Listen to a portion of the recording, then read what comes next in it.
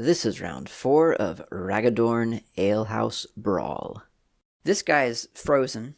He seems like a really easy target for her to get gold. So normally I'm doing, what, 0 to 6 she gets gold, 7, 8, 9 she gets nothing. So let's just say that if she rolls a 9 she'll get nothing, but otherwise she's going to get 2 gold pieces. She rolled a 0, which is a lot less than 9, so she gets 2 gold pieces. And he loses a gold piece, or two gold pieces rather. That's how that works. He has not lost any money yet, mercenary. He starts with 16 gold, so he's down to 14 gold now. I mean, this is not really a winning strategy for the landlord. I don't really know how she's meant. They are meant to win. A landlord making 40 gold pieces at a gaming table, everyone would have to gamble so much. But that's fine. So she's here. This is the landlord herself. She could go over to the adventurous, I guess, or she could try. The adventurous isn't going to be there for long, but the landlord doesn't know that. And she does have a 5 movement speed. 1, 2, 3, 4, 5. She can get close. You know what? I think she's going to go sweet talk the merchant. 1, 2, 3, 4, 5. And engage in discussion with the merchant. And she's going to try to get 2 gold pieces from him and persuade him to stay at the table, which he's already going to stay at the table. So I'll just roll really quick for her discussion. 0 to 6, she'll get 2 gold pieces. 1. She gets a gold piece. She gets 2 gold pieces from the merchant. So he's back down to 18. And she has just sold him a drink. And she's earned 2 gold pieces for the house. Didn't even have to gamble for it. Just talked. So this poor serving girl is kind of in the middle of a combat zone. I feel like she's probably not feeling super comfortable being there. So maybe she'll move 1, 2, 3. I think she's going to pick up a bottle or a chair. She could pick up a chair. She can throw a chair. Who does she want to throw a chair at? Well, I think I'll just have her pick up a bottle. It's a bit easier to wield. And I think she'll also search that table. Okay, so she found a lether, which is the herb or the root or something, that gives her +2 combat for a round. And she's got a bottle to throw now. She had no weapon previously, so that seems dangerous. So now she's got a weapon, which is going to be good. She doesn't know it, but there's a Hellgast like right sitting at the table with her. They're not sitting there.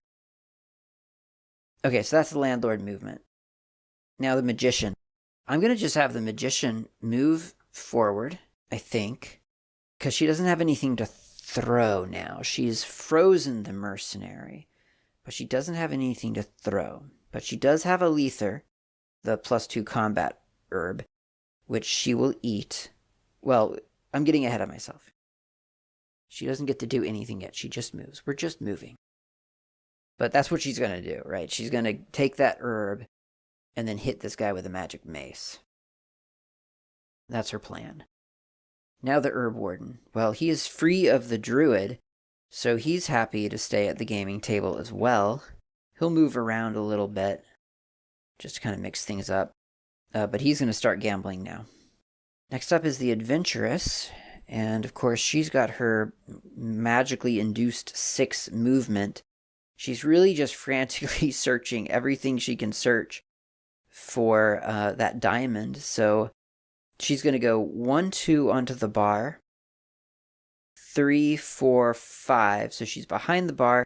She's going to pick up this pot roast or whatever it is, which gives her a plate of food, which she can eat, which she will do right now. She'll eat that for a +2 to her endurance. She's also looking for anything that she can find around this, maybe buried in the food. Maybe they put the diamond in the pot roast. No, they didn't. They put nothing. She just gets a ladle. That doesn't do much for her. But it has put further distance between her and the knight as well, which she's very cognizant of. Okay, it's the mercenary's turn. He can't move. It's the knight's turn now. He can move. He moves at a rate of 4 only. So I guess he'll go 1, 2, 3, 4 towards the adventuress. I think I see what she's going to do when it comes around to her. I'm going to have him pick up a bottle. It's not very knightly of him to do that, but I think he wants to throw something at this girl, at this adventuress. So that's what he's got now. The ranger is in combat with a lone wolf. He could move away to do a bow attack. That might be worth doing, because, I mean, that's really his primary weapon. He could attack with an axe as well, but, I mean, then he stands to be damaged. So I guess he's not going to stick around. I guess he's going to move 1, 2, 3 away, and then he'll be in range for an attack. It's the ranger's turn. Now it's the merchant's turn. He's not going to go anywhere. He's hanging out with the landlord. They're chatting, having a good time. He's feeling great. He's at a gambling table. He just won 4 gold pieces. He gave 2 to the landlord. That's how good he's feeling. And back over to Lone Wolf. Now, because he comes later in initiative, he can chase this guy down. 1, 2, 3. So now he's right next to the ranger, meaning that melee is again possible. That's a nice position to be in, where your initiative is higher than the person you're chasing, and you have better movement. Yeah, Lone Wolf is in a pretty good position. Again, he's still in danger. This guy is a Hellgast. We know this. He's got lots of health endurance, so it could be bad. Next phase is the missile phase. And yeah, we've got some missiles here. So I think, I don't think that the serving girl has a reason to attack the ranger yet. She has a bottle in her hand.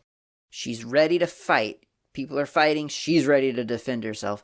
But this guy, they seem to have something going on that she doesn't, she's got no reason to believe that there's anything suspicious about this ranger. So she's not going to throw anything yet.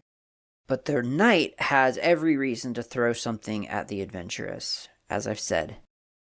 Not terribly knightly to do that, but under the circumstances, that's kind of all he's got going for him. So he is 1, 2, 3, 4... I can't tell. I didn't put her in a very precise place. She was here. 1, 2, 3, 4, 5, 6. Okay, so she's here. So he's 1, 2, 3, 4, 5 rows away from her. So anywhere from 5 to 7, he needs to roll a 5. So he'll roll a dice, d10. He rolls a 1, so that bottle just goes flying off against the wall, smashes, but misses her. I think that's everything for missiles. So now we go over to combat.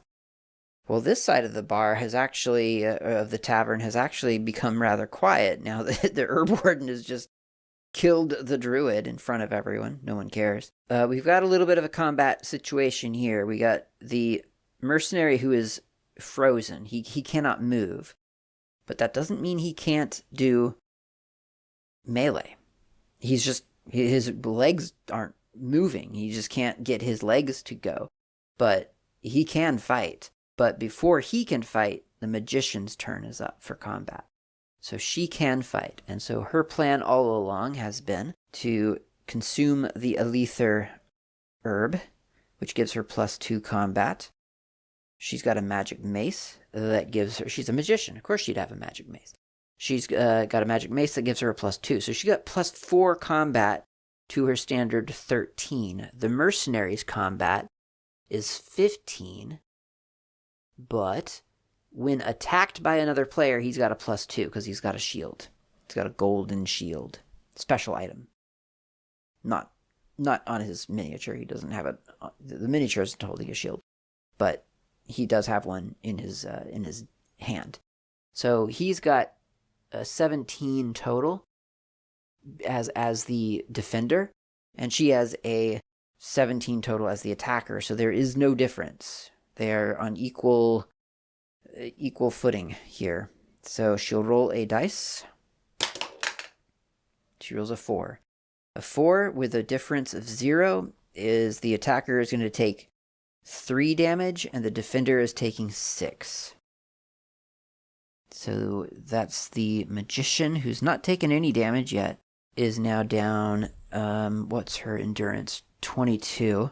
So she's down to 19 endurance. And the mercenary, I think he has taken a little bit of damage. He takes 6. He's at 24 currently. He's going to take 6 damage, so that's 18 endurance. So then the Herb Warden, he's not fighting. Adventurous is not fighting. Mercenary is fighting. So now that he's the attacker, he only has he's got 50, his original 15. She's still got her herbs and her magic mace with no conditions. That's just +2/+2 to combat, which means that she's still at 17. So he might have thought he was on equal footing when he was, sort of parrying, but now that it comes to him trying to get her, he's realizing that, no, she's actually a little bit better right now for some reason. So 17 and 15, the difference is a -2 from his perspective. So he'll roll a dice, a d10. He rolls a 6 on the -2 chart. That means that the attacker, that's not bad. The attacker takes 2 and the defender takes 7. So for the mercenary, he's down to 16. But he's managed to reduce the magician down to 12. Combat in this is just, it goes back and forth so fluidly. It's really exciting. It's hard to anticipate, she clearly had the better combat skill, but he rolled pretty well, and so the tables got turned a little bit. I love the combat, and especially how deadly and severe melee specifically can be. I've always felt like melee, especially in, well, no, I guess melee in general, it should be mutually detrimental. Okay, that was the mercenary. Let's look at what the knight is going to do. Well, can't do anything. No one else is doing combat over here, I don't think.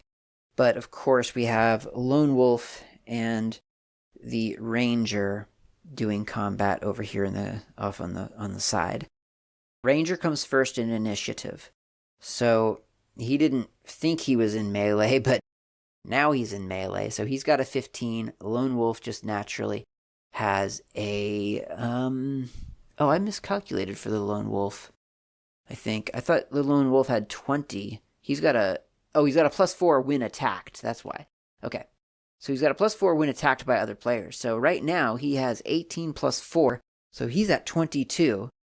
And the Ranger is at 15. 22 versus 15. So that's a -7 difference for Ranger. Although, as we've seen from the combat with the Magician and the Mercenary, this is pretty unpredictable. So we'll just roll a d10 and see what happens. 5 on a -7. The attacker takes 5 damage, and the defender takes 3. So that is surprising a little bit. So that means that the Ranger is now down to 5 endurance. Of course, you and I know that that's not really the Ranger, but Lone Wolf doesn't know that, and the Lone Wolf has taken 3 damage out of 34, so 31 endurance now. And then the next in line in initiative is the Merchant. He's not fighting anybody. And then the Lone Wolf again. So now his combat drops back down to 18 because he's not being attacked. He is attacking, but he is attacking someone with a 15. So the ratio that we're dealing with here is 3 in his favor. I'll roll a d10. He rolls a 6. That is the attacker taking 2 damage. So he's down to 29. The defender, though, takes 10 damage. Okay, well, he doesn't have 10 damage.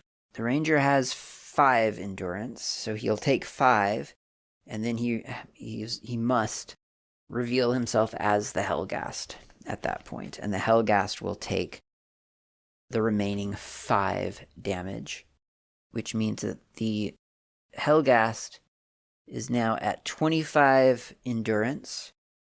I'm going to take the Ranger's miniature away and just put this ghostly form. Okay, so that's all the combat, which means that we can now switch over to the much more peaceful way of ruining your life, and that is gambling. Okay, so here's the Herb Warden and the Merchant. They're both ready to go. They're both going to roll a d8 each for their wager, for their guess, rather. Yes, this is fine. The Merchant bets a 1, and the Herb Warden bets a 6. Or guesses a 1 and a 6. Now, how much are they going to bet? That's the question. So we'll do I have a red dice? No, I don't have a red dice. No, I think I have a red dice. Just trying to keep things consistent, color-coded here. The Herb Warden is feeling good, and he bets 3 gold. The Merchant is not feeling that great about his bet, so he only bets, well, you can't bet 1 gold. The minimum bet is 2. So he'll bet 2 gold. And then the Croupier will roll the house dice. And it is an 8. Well, that doesn't bode well for anyone. So the Herb Warden has lost 3, and the Merchant has lost 2. The house always wins, guys. Don't you know that? So the Herb Warden is now down to 15 gold. This is, oops, nope, not 15 gold. 3 gold. This is definitely the opposite direction he wanted to be going in. And the Merchant probably cares a little bit less. I mean, he does this every night. He's a successful businessman, possibly dishonest. So he loses 2. So the Merchant's back down to 16. This is rough. This is pretty rough. But that's the state of things. Who is going to get their objective? Will anyone get their objective? I feel like Lone Wolf is pretty well on his way to achieving his goal. Not so sure about the Mercenary. I have no idea what to make of the Knight and the Adventuress. That could go either way. I don't feel great about the Landlord either. Don't think she's going to be making 50 gold pieces off of these people unless she does a lot of persuasion, which I don't know, maybe I'll do in the next round. Thanks for watching.